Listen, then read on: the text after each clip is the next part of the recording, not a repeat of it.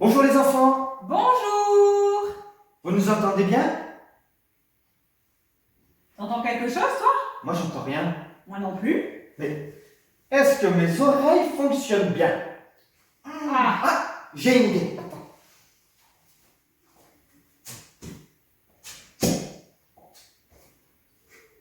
Bonjour. Bonjour! Ben voilà, Ben voilà! c'est mieux tout de suite, ça marche mieux. Voilà, on espère que vous allez bien, que votre confinement se passe bien, que vous et vos familles aussi vont bien. On est heureux de pouvoir partager ces moments avec vous. Et aujourd'hui, on va parler tous ensemble de Jésus et des 10 lépreux. Alors, on vous invite tout de suite à commencer par un chant.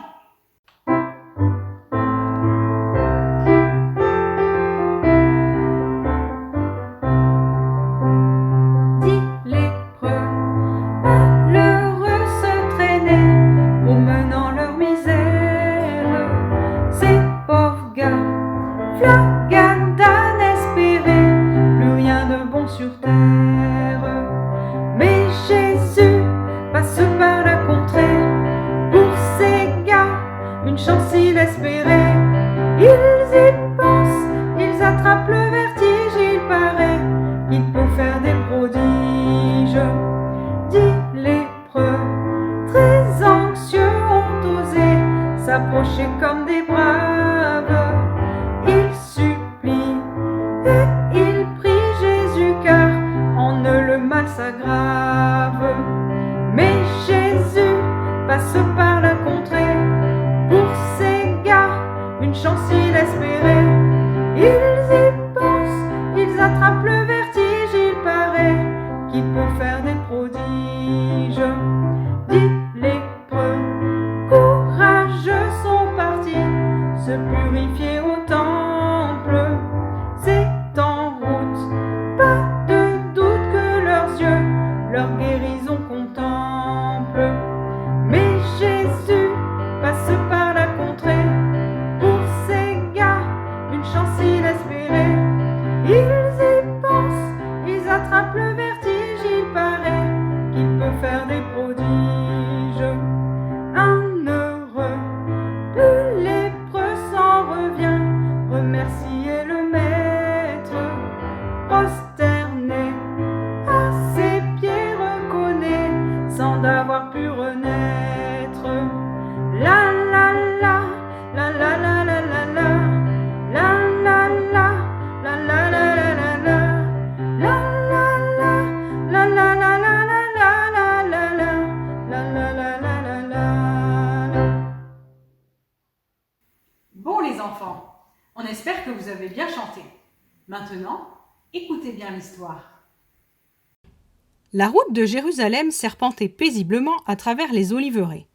On y croisait tantôt des paysans sur leurs charrettes chargés de fruits et de légumes, tantôt des voyageurs au pas pressé ou de riches marchands venus de l'étranger. Jésus et ses disciples se rendaient à Jérusalem en passant entre la Samarie et la Galilée. Tout en marchant, les disciples posaient des tas de questions à Jésus. Ils avaient encore tant de choses à apprendre de leur maître. Tout près d'un village, l'un des disciples pointa soudain son doigt vers un groupe d'hommes. « Des lépreux !» En effet, c'étaient bien des lépreux, une dizaine environ, vêtus de haillons, atrocement défigurés par la maladie. Ils restaient à distance, car la lèpre est une maladie contagieuse. Ils avaient dû quitter leur famille et vivre à l'écart.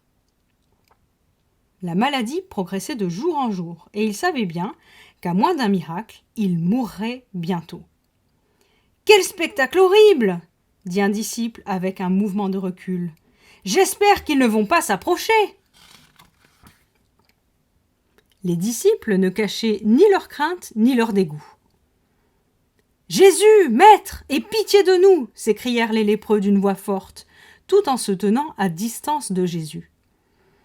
En les entendant, les disciples eurent la chair de poule et reculèrent davantage. Ils regardèrent Jésus. Quelle compassion sur son visage pour ces pauvres malheureux! Les disciples étaient sûrs que Jésus allait les guérir. « Allez vous montrer au prêtre, dit-il aux lépreux. Les disciples furent surpris de sa réponse. « Jésus ne leur a pas dit qu'ils étaient guéris ?» s'étonna un disciple. Non, mais il leur demande d'agir comme s'ils l'étaient. Je crois qu'il veut tout simplement voir s'ils ont vraiment la foi dans sa parole, expliqua un autre disciple. Regardez, ils y vont, ils obéissent, dit un troisième. En effet, les 10 lépreux s'étaient mis en route vers la maison du prêtre. Ils marchaient avec difficulté, car la maladie les avait beaucoup affaiblis. En chemin, l'un des lépreux s'arrêta soudain et regarda fixement son compagnon le plus proche. « Ta peau, elle a changé! Elle est comme neuve, toute lisse !» Et s'adressant à un autre, « Toi aussi, tes cicatrices ont disparu, et moi aussi, regarde !» Tous les 10 se regardaient les uns les autres avec émerveillement. « Nous ne sommes plus lépreux, nous sommes guéris !» criaient-ils.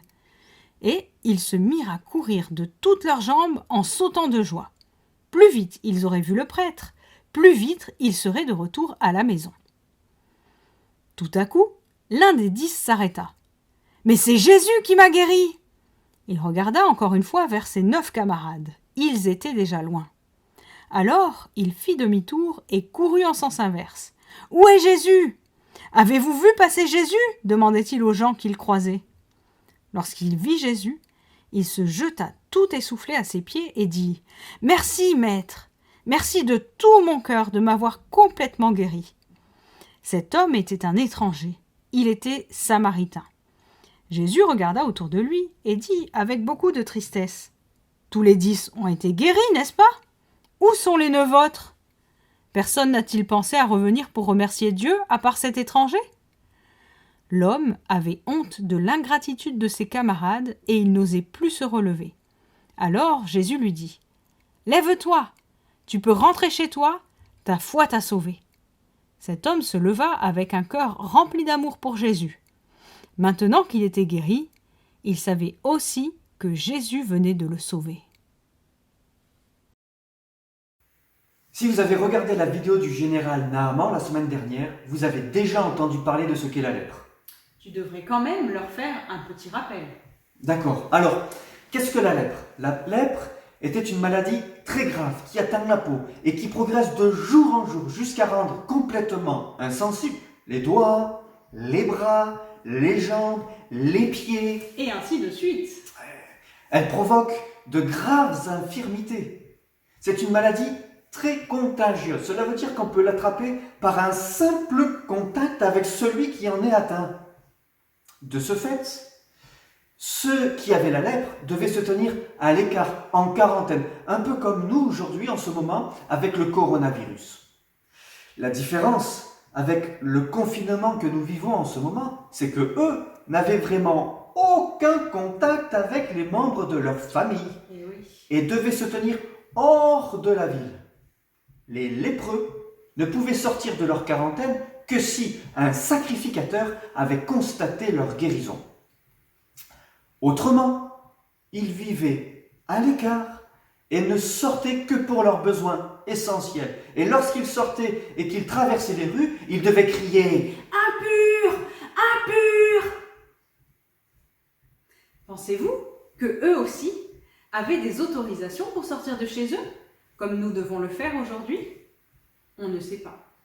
En tout cas, si vous n'avez jamais vécu cette situation, nous pouvons vous l'expliquer, car pour notre part, tous les deux, il y a 3 semaines, nous avons eu le coronavirus avant que le président ne dise à tous les Français de rester chez eux en confinement. Eh bien, nous pouvons vous dire que ça n'a pas été simple. Nous avions interdiction de sortir de la maison, nous devions nous faire livrer nos courses, et lorsque nous sortions avec nos masques pour nous rendre à l'hôpital, les gens nous regardaient de travers et nous fuyaient même. Enfin bref, la vie de ces 10 lépreux dont nous venons de lire l'histoire n'était vraiment pas simple. De plus, ils connaissaient la faim qui était très souvent la mort et cela devait les angoisser. Aussi, ils avaient besoin que Jésus les guérisse. C'est pourquoi, lorsqu'ils ont croisé Jésus, ils le supplièrent d'avoir pitié d'eux. Et que fit Jésus ? Il fit la sourde oreille, bien trop occupé à parler avec ses disciples de choses très importantes ? Non, il eut compassion. Ces lépreux Avait-il un rang social suffisant pour s'adresser à Jésus? Était-il propre et présentable? Certainement pas. Et pourtant, Jésus s'arrête, Jésus les écoute et Jésus leur répond. Eh oui, Jésus entend les cris du malheureux. Peut-être, toi aussi tu as une demande à adresser à Jésus, mais tu te dis « je suis trop petit » ou « je ne sais pas bien lui parler » ou alors « je ne suis pas assez riche » je suis un étranger, ou alors tout simplement, je ne suis pas digne de m'adresser à lui. Eh bien, sache que Jésus ne regarde pas à cela, et qui que tu sois, il est prêt à t'écouter. Il dit dans sa parole, la Bible, que quand un malheureux crie, l'Éternel l'entend. Et il dit aussi au psaume chapitre 50 et verset 15, « Invoque-moi » Ce qui veut dire « appelle-moi ». au jour de la détresse, et je te délivrerai. Alors, si tu as une demande à lui adresser, approche-toi de lui simplement par la prière, et il s'approchera de toi, c'est sûr, comme il l'a fait avec ses 10 lépreux. Alors, que leur a dit Jésus? D'aller se montrer au sacrificateur. Se montrer au sacrificateur, c'est ce que la loi demandait, pour que celui-ci constate qu'il était guéri. C'est ce qu'ont dû faire ces 10 lépreux. Pourtant, au moment où ils se sont mis en route, ils n'étaient pas encore guéris. Mais quelle foi! Quelle foi! Et c'est en chemin qu'ils ont découvert tous les 10 leur complète guérison. Waouh! Mais quelle joie! Mais c'est à ce moment-là que quelque chose d'étrange se produisit. Seul un des 10 lépreux revint à Jésus pour le remercier. Était-ce normal? Les 9 autres ont-ils oublié peut-être? Ont-ils été happés par de multiples activités qu'ils allaient pouvoir rattraper au sortir de leur confinement? Aller voir leurs femmes, leurs enfants, leurs cousins, leurs cousines, les oncles, les tantes, et puis rattraper tout le travail qui n'avait pas été fait depuis des mois, des années peut-être. On ne sait pas. Toujours est-il qu'ils ont oublié de remercier Jésus. Avons-nous, nous aussi, mis Jésus de côté dans nos vies, oubliant que tout ce que nous avons nous vient de lui? La vie, la santé, le toit, la nourriture, le vêtement, l'école, la maîtresse et les camarades. Oui, apprenons à lui être reconnaissant, comme ce lépreux l'a été, et à lui dire merci tout simplement pour la joie de le connaître et de l'avoir pour ami. Peut-être que là aussi, tu n'oses pas parler à Jésus pour lui dire merci. Alors rappelle-toi de ceci. À l'époque où se déroule cette histoire, les Juifs et les Samaritains ne s'adressaient pas la parole, ils ne se parlaient pas.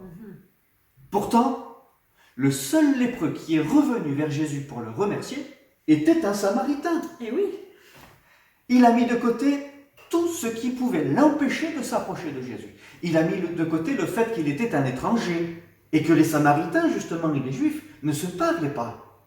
Et il lui a tout simplement exprimé sa reconnaissance. Il lui a dit « Merci ». Le verset cité tout à l'heure disait « Invoque-moi au jour de la détresse, je te délivrerai ». Et il ajoute « Et tu me glorifieras ». on le répète encore une fois.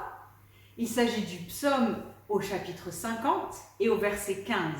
« Invoque-moi au jour de la détresse, je te délivrerai et tu me glorifieras. » Glorifier Jésus, le remercier, c'est la part qu'il nous reste à faire pour ses nombreuses réponses à nos prières. Et si j'ai un vide dans mon cœur et que j'ai peur de la mort? Ah oui, c'est une bonne question. Tu veux parler de cette peur qui rôde lorsque nous ne sommes pas sûrs d'être avec lui pour l'éternité, quand nous quitterons cette terre? Jésus veut combler ce vide et nous offrir de vivre avec lui éternellement, comme il l'a fait avec le lépreux. Il nous suffit de venir à lui simplement. Si tu ne l'as pas encore fait, nous t'invitons à lui donner ton cœur et à lui placer toute ta confiance en lui. Voulez-vous prier avec nous? Seigneur Jésus, nous voulons maintenant venir à toi comme ces 10 lépreux l'ont fait en leur temps. Seigneur, pour te demander encore maintenant de bénir chacun d'entre nous et de bénir chacun des enfants. Seigneur Jésus, tu connais leurs questionnements, tu connais peut-être leurs peurs, leurs craintes, leurs angoisses. Seigneur mon Dieu, merci parce que tu es celui qui connaît toutes choses et qui veut répondre. Alors maintenant encore, nous voulons en toi placer notre foi, notre espérance, t'invoquer, t'appeler et te demander encore sur chacun d'entre nous et sur chacun des enfants ta bénédiction, ton intervention. Merci de bénir les cœurs, les âmes, les consciences, les corps et de répondre à chacun de leurs besoins. Merci aussi de nous apprendre à te dire merci. Seigneur, et nous sommes encouragés aujourd'hui encore à te dire merci pour tout ce que tu nous donnes au quotidien, pour tout ce que nous avons. Seigneur, pour tout ce que tu nous accordes. Seigneur, nous voulons te dire un grand merci pour tout cela. Merci de bénir nos familles aussi, Seigneur, et de nous bénir également, chacun d'entre nous, dans ce temps de confinement, que nous soyons préservés de la maladie, et que ce temps-là encore, eh bien, soit un temps mis à part avec toi, et béni par toi. Seigneur, oui, bénis chacun d'entre nous, bénis chacun des enfants, et encore une fois, Seigneur Jésus, nous voulons te dire merci. Amen. Amen. Voulez-vous que nous prenions 2 autres chants pour terminer ces moments? Nous vous invitons à chanter avec nous.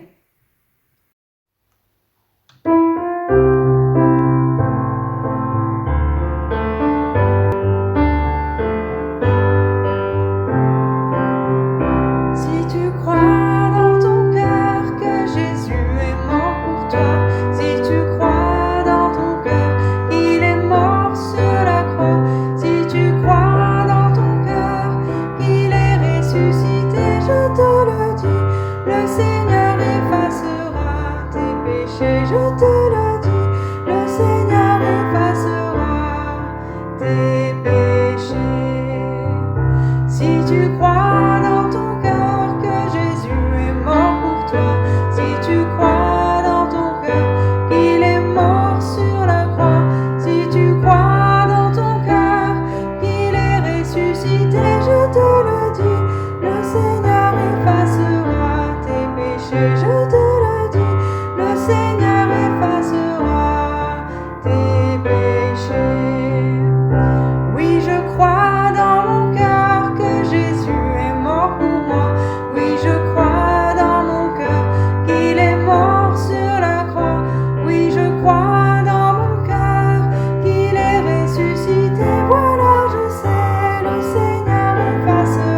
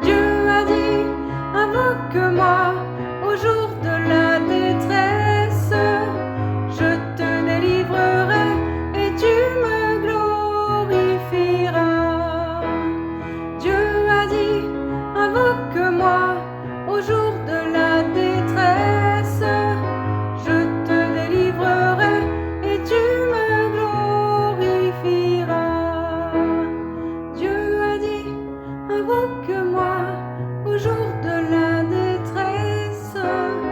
Je te délivrerai et tu me glorifieras.